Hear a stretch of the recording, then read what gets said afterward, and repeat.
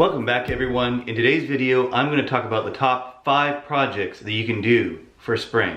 It's already March and spring is upon us, and it's time to start planning those outdoor projects and projects for around the house, setting up your workshop and getting things going. I know I'm waiting on a few projects right now just for warmer weather, things like painting and getting some of the outdoor chores done. And in this video, I'm going to share with you a few projects that'll help you get there. So let's go down the list, starting with number 5, all-purpose shop benches. Now this is not something I have a video on per se. I do have footage of this and I'm going to try and explain this right here in this video because it's such a simple project and it's very easy to put these together. I've had quite a few comments on these benches. It consists of 4 pieces of 2x4, a gusset plate on the outside and a gusset plate on the inside to hold the legs in place.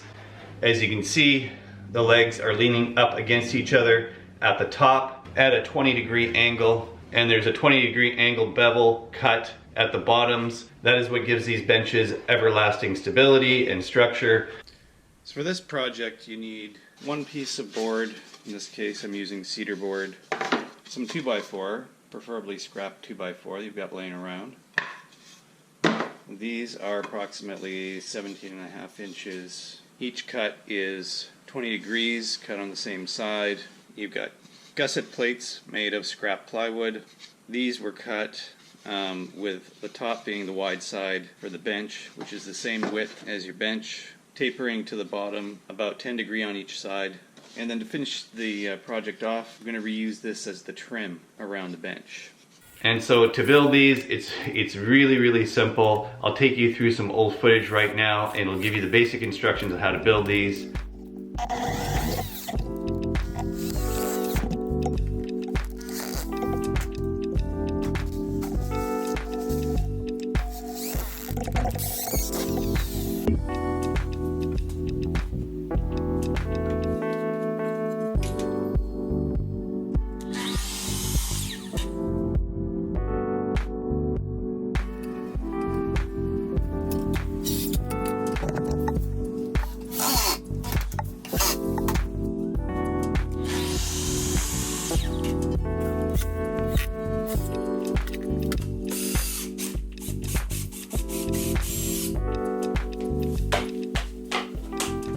Really, those benches come in handy. I use them for just about everything, including when guests come over. I use them as supplementary seating or guest seating in my workshop.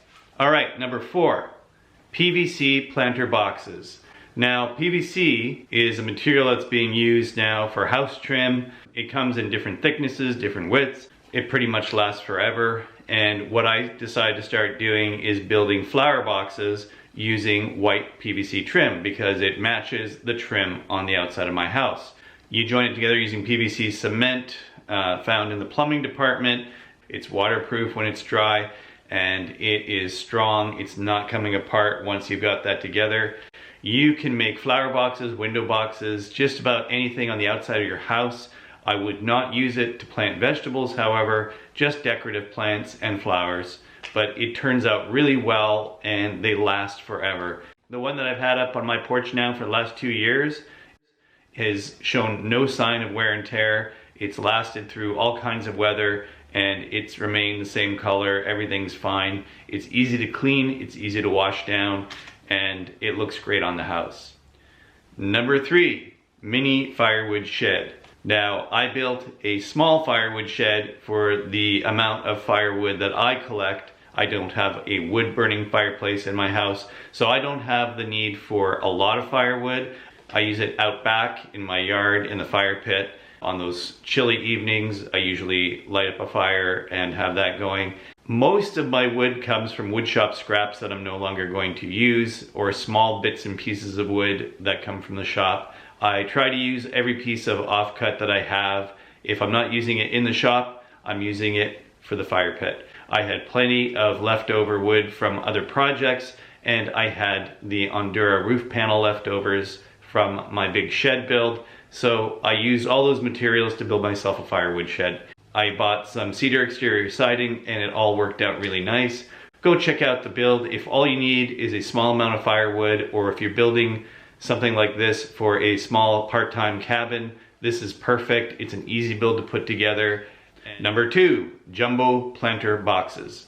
This came about last summer when I was visiting a local garden center to see if I could purchase some large pots or planter boxes for some trees that I was buying and I wanted to plant in the backyard. I also thought about buying some for some shrubs for the next year. The price tag on these tree planters was around $300 each, and they went up from there depending on the style of the box.